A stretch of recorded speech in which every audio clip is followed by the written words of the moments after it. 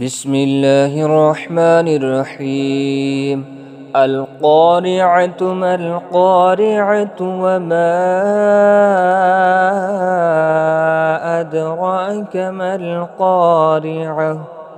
يوم يكون الناس كالفراش المبثوث وتكون الجبال كالعهن المنفوش فأما من ثقلت موازينه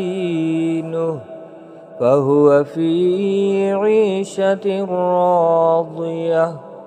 وأما من خفت موازينه فأمه هاوية